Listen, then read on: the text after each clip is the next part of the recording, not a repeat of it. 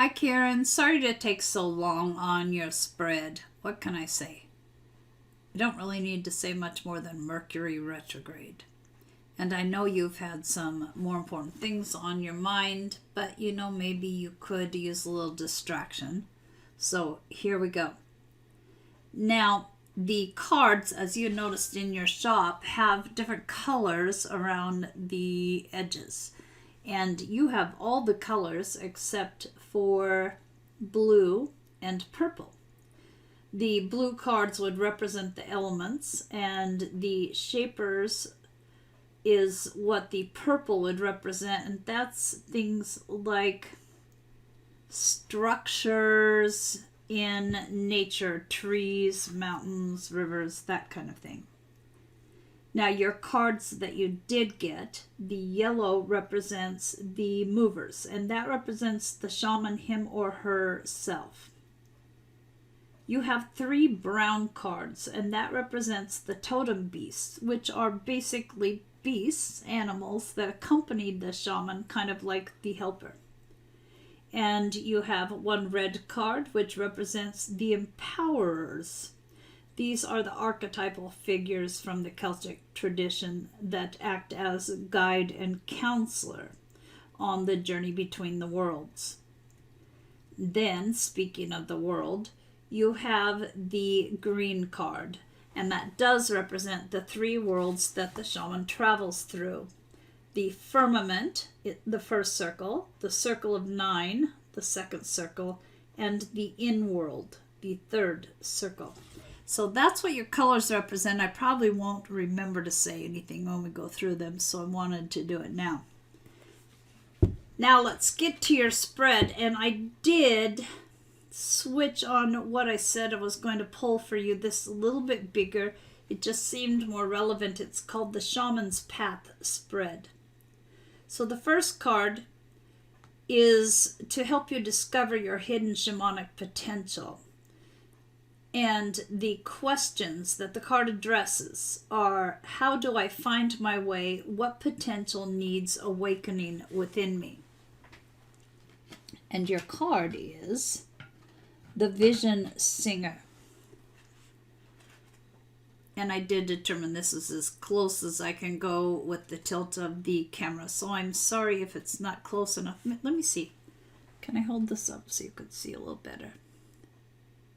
The Vision Singer.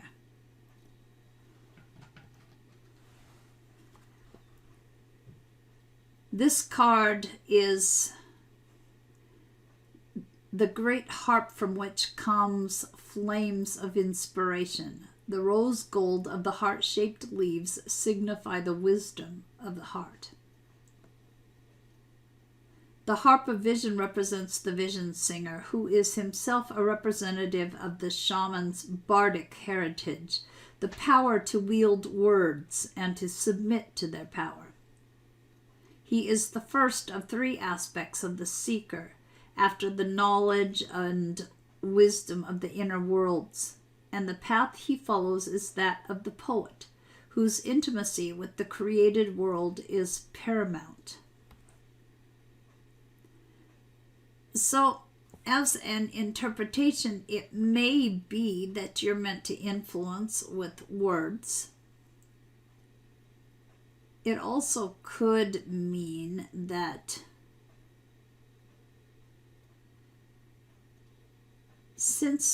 I'm thinking out loud and you're going to have to bear with me, but since it says the path he follows is that of the poet, it could be that you are not seeing the magic in words, possibly that you're taking them too literally and not seeing the creativity and the magic that could be behind them. Now, I'm new at this interpreting stuff, so I'm sorry if these seem kind of lame, but I'm doing my best here. The second card in the spread is Initiation, the tests and trials which lead to a fuller realization of your shamanic skills, which means facing up to challenges in the outer world. The question that the card addresses is, what challenges will strengthen my shamanic practice? And your card is the salmon. Let me try to remember to hold them up here. So let's find Mr. Salmon here. The salmon, a great silvery salmon, leaps through a rainbow arch of water. In its mouth is a hazelnut. Of all the totem beasts, the salmon is perhaps the most magical. It represents the sum total of the shaman's quest for knowledge, for within the hazelnut in its mouth is contained an entire microcosm. The salmon's yearly spawning, in which it travels thousands of miles across oceans to breed in the river which gave it life, is a paradigm of the shaman's journey, which takes him through the great depths and heights of the cosmos in quest of his true self. The struggle of the salmon shows how difficult this can be, and how perilous if undertaken lightly. This card implies great magical and inspirational qualities. Now it's interesting because we had the one about words and the poet recognizing the power of words, and now we have something that talks about inspirational qualities. It does talk about great magic, and you have that part down, but I wonder if perhaps this journey is supposed to help you see that you can be an influencer. If not an influencer, someone who inspires. Which is not all that easy when you're taking care of family and a business to have that kind of time, but possibly within your spiritual practice, when you are exposed to a lot of people, there's more that you could do to be using your words to inspire. That's kind of interesting. Now the next card is traveling the inner realms, your passage into the inner worlds of the shaman and the beginning of their exploration takes you into uncharted areas of your life of which you were perhaps unaware. And the question is, what unknown factors await me? The keeper of the wheel. Oh, see, I keep forgetting to hold it up. The keeper of the wheel.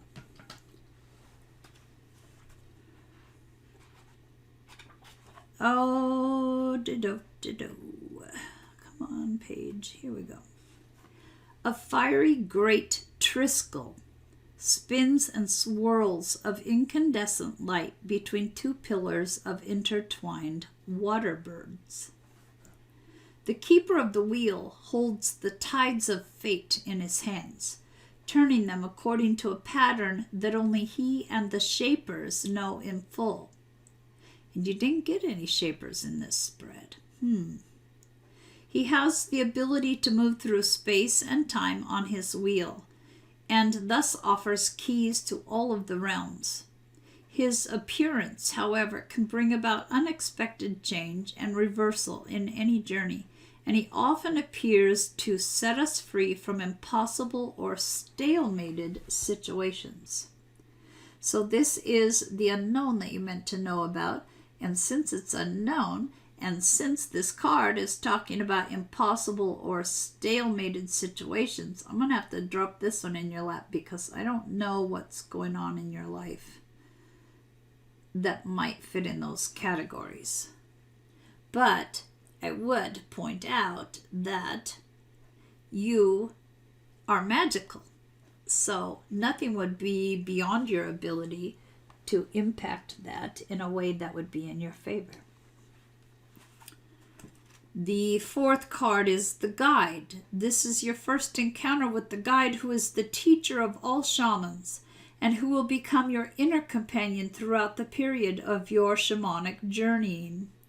The question is, what is the nature of my guide? And we have the otter. And we have me not being able to get that card in the slot. Sorry. Oh, and I forgot to hold it up. Dang it. I love otters. Okay. Why am I having such a hard time with that? As if you should know when I don't.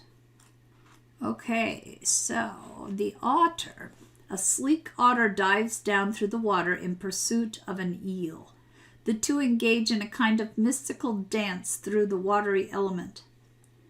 The otter is important because he is equally at home in two of the four elements, earth and water. He is thus able to travel with ease between the worlds and acts as a guide in both the second and third circles in particular. He is also renowned for his ability to preserve life and is thus a powerful guardian figure. You know what, honestly, this otter may be a guide for you between the worlds in this spread, but I'm kind of seeing you as this otter, comfortable in two different worlds and a preserver of life. And I think that this is pointing to your strength and all you're doing to keep your son holding together through this nightmare. I think you are the preserver of life, or at least hope that will keep him wanting it to hold on to that life. Because I know that this stuff gets very frustrating and one can get so depressed that they're like, screw it, I don't want to do this anymore. You're the one, you're the strength, you're the one that'll keep him going. That might be a screwy interpretation, but there we have it. Now the next card is the Spiral Way. This refers to the essential path of the shaman that takes you into the I've never even heard of this word. Imaginal realms, where you learn deeper levels of understanding and discover more challenging directions in your life. The question is, what factors will develop the course of my life? And we have the eagle, which is 26. Almost looks like a phoenix to me.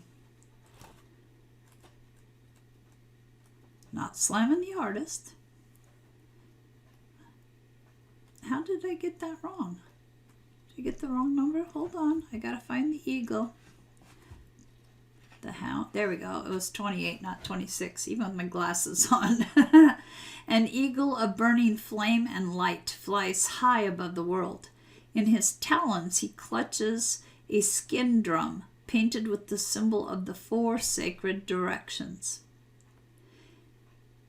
Aspiration and clear-sightedness are key words when describing the qualities of the eagle. It soars higher, sees further, and flies over greater distances than any other bird. It is an especially powerful ally when exploring the first circle, or when seeking an answer to a problem that requires you to be especially clear-sighted in your dealings. Let me go back to what this card represents. What factors will develop the course of my life? Well, you're going to become more clear-sighted, apparently, and able to easily find answers to any problems that come upon you. Because, man, you got the eagle as an ally. All right, the next card is, oh dear, hold on now. I just lost my little tag that helps me get back to the right page. Oh, thanks a lot. I have such a crowded little space here. If I roll my chair back, I run into something. Okay. The Shaman's Bag is what this card represents. A moment of choice and decision. What have you assembled in your Shaman's Bag throughout your journey? What will you draw forth randomly? And what effect will it have upon your future development? The question is, what power will help me? And your card is the Wild Man. Oh my gosh. The Wild Man is your power, Karen. That sounds pretty awesome. The winged and feathered head of the Wild Man appears surrounded by light. His energy is guarded by 2 griffins, while the flames of inspiration flow out from around his head. The ancient symbol of measurement and balance appears above him, signifying the inner qualities of guarded wildness. The wild man seeks a kind of vision that is inspired to the point of seeming madness. He represents a singular shamanic ability, that of walking the narrow border between the worlds and of returning with knowledge of that place. Unlike the other movers,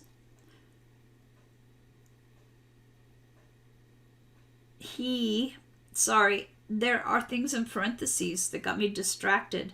Unlike the other movers described on the previous pages, he, or she, for the wild woman serves an identical role, comes as close to nature as possible to absorb its power and to mediate this to the outer world.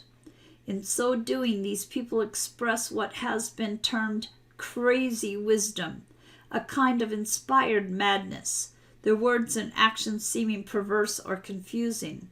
Nonetheless, their perceptions are deep and profound and bear close study.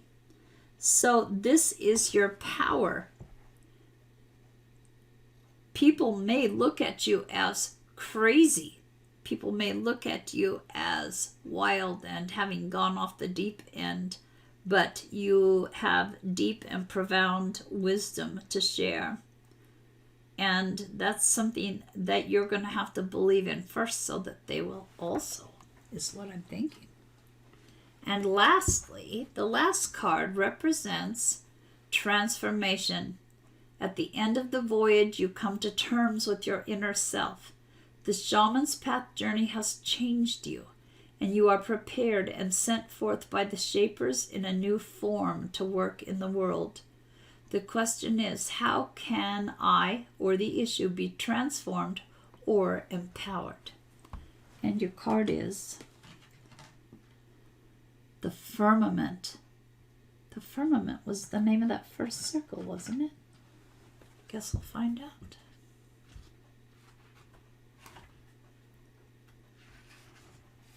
It is the first circle. A dark sky is studded with stars.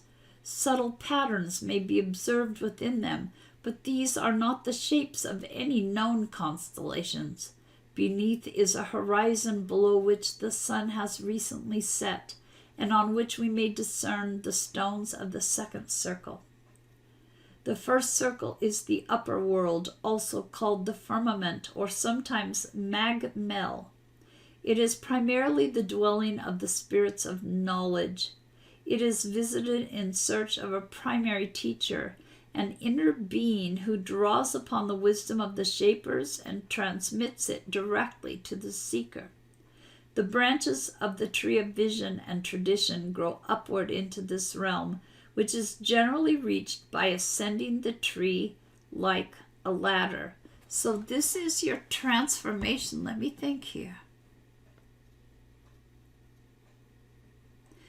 Honestly, what I was getting as I was reading it, but it's hard for me to split getting information in and reading at the same time, is that at the end of your journey, the transformation, you're going to be a teacher.